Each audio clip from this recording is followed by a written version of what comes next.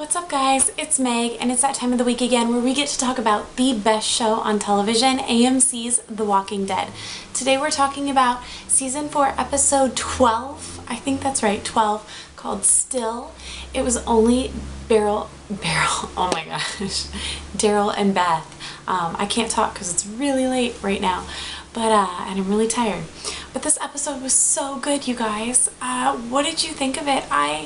You know, I'm a Daryl fangirl, but I love The Walking Dead and every aspect of it anyways, and I was so thrilled to see Daryl and Beth together in this episode and just have it be all about them and really delve into Daryl's past. And we see so much emotion from Beth, and we really I don't think we've ever seen that much. I don't even think we've ever seen her say that many words in one episode. It was amazing. I have a lot to talk about, so let's get right to it. So the episode starts out with Daryl and Beth, and they're really, it's kind of the same. Daryl's acting the same way that we saw in the first episode where we saw them together, where he's just very closed off, unemotional. He's not really even talking to Beth. He's not responding to anything that she's saying. He's just being a total complete jerk to her, especially because she's hurting so much. And you know, at the beginning of the episode, I think Beth doesn't really know what to do with Daryl. She doesn't know what he's thinking because he has not shown any emotion the entire time that they've been together. And I think that after watching the entire episode, I've watched it twice now, we discover that she is thinking that he just doesn't care. And in reality, that's not the truth, which we find out later in the episode. But so the episode opens up with Beth saying she needs a drink, and Daryl throws a water bottle at her, just chucks it at her like he's so mean. And then she says what she really means, that she needs a drink of alcohol because she's never had it before, and this is kind of her mission for this episode.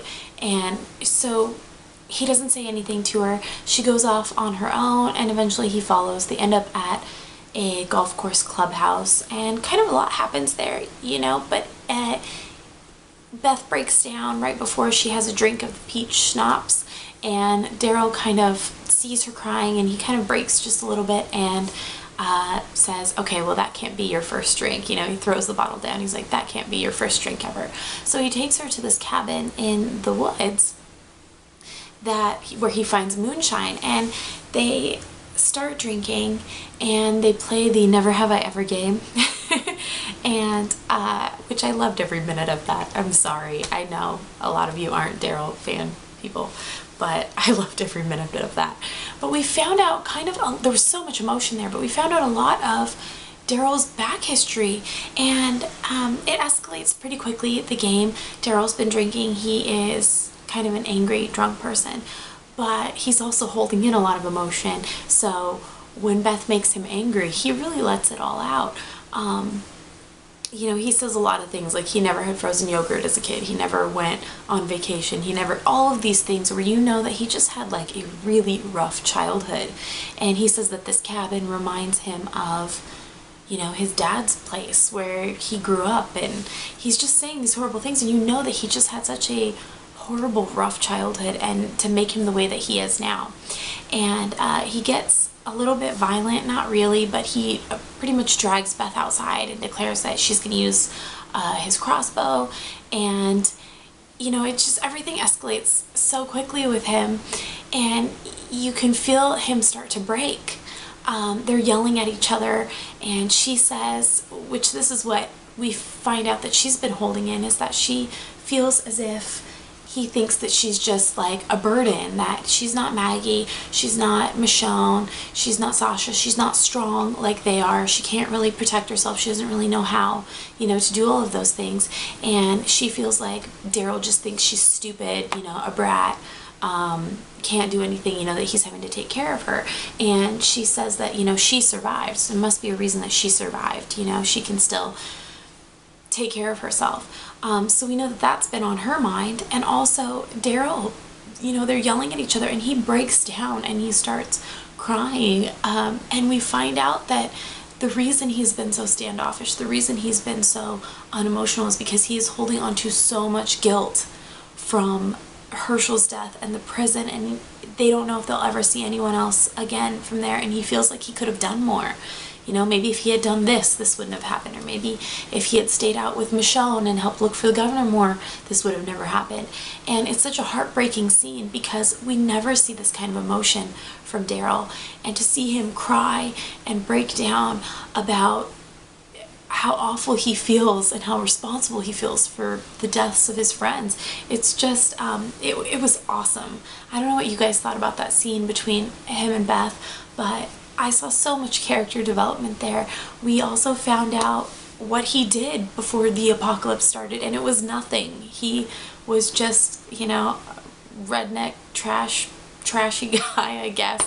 You know, going around with Merle, not doing anything, getting high, getting wasted.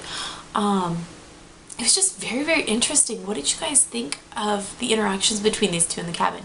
You guys have to let me know in the comments down below. What was your favorite part? Ooh, I lost my train of thought there for a minute, so I had to restart the camera because I was blanking on what I wanted to say. But after this confrontation between these two, the next scene, you know, Beth hugs him from behind and, you know, is comforting him because I think she finally understands. You know, this whole time she's been thinking that he just didn't care, that he just didn't give a shit, that all of the people that they cared and loved were gone, and she didn't get it. You know, she's thinking about herself the whole time, how she feels, how upset she is, you know, and how frustrated she is that he doesn't care, how much of a jerk she's being, or he's being, and she doesn't really understand that he is feeling all of those emotions. He's just keeping them inside because he feels so much guilt. So she really starts to understand him. He starts to understand her. We see them talking kind of, I guess, on the porch of the house after all of this has happened at night, and she tells him the line from the promo. She says, you have to stay who you are, not who you were. You can't let this place get to you and bring you down, meaning this house that they're staying in, it reminds him so much of his childhood, and you know, him drinking there and feeling all of that. It's like a flashback to his childhood, something that was an awful time for him and he did not want to remember. And she gets that, and so she's trying to tell him that he has to stay who he is now and not revert back to who he was and not let this place get to him like that. And then she suggests that they burn the house down. And he takes her up on that offer, and it was such a good scene because they're burning the house down, you know, and they walk away, and it's like a fresh start for them. They finally understand each other. I don't think he's going to treat her the same way anymore. I don't think he's going to be mean and cold like he was. And I don't think she's going to give him a hard time either, because they both now understand where they're at emotionally, and they get that. I don't know what I'm trying to say. I guess I'm trying to say that they both see where each other is coming from, and they realize that both of them are hurting. So it's kind of like a fresh start for them and a new beginning, and I'm just really excited to see where their characters go from now, because we don't know where they're headed still. But now they're kind of more on the same page, and it'll be really interesting to see where they go from here. I think that's it for today, you guys. This is kind of short. It's really late at night right now and I'm really tired, so I feel like I rambled quite a bit more than I usually do. So I'm sorry if this wasn't as great as my normal review. But I wanted to give you guys my thoughts on it. I loved this episode. Let me know what you guys think. I'm going to talk about the promo here really fast too, so I don't have to make a separate video for that.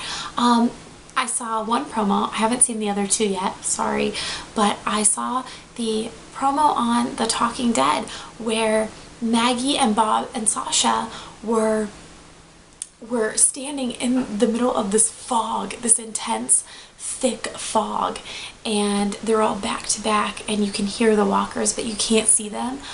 That was really scary, you guys. We've actually had quite a lot of fog kind of like that here lately, and I can tell you from experience that it's kind of scary fog. You don't really know what's going to pop out at you, and you can only see so far in front of you. I'm so excited for that scene. I haven't seen the other promos, like I said, but I'm very, very excited to see Maggie and Sasha and Bob and kind of see where they're headed. Okay, you guys, that's it for now, I hope you guys have a fantastic week. I may not be able to respond to your comments because I am going to be out of town and away from Wi-Fi and internet and all that good stuff. But I promise to respond as soon as I get back in touch. Hope you guys have a great week. Bye.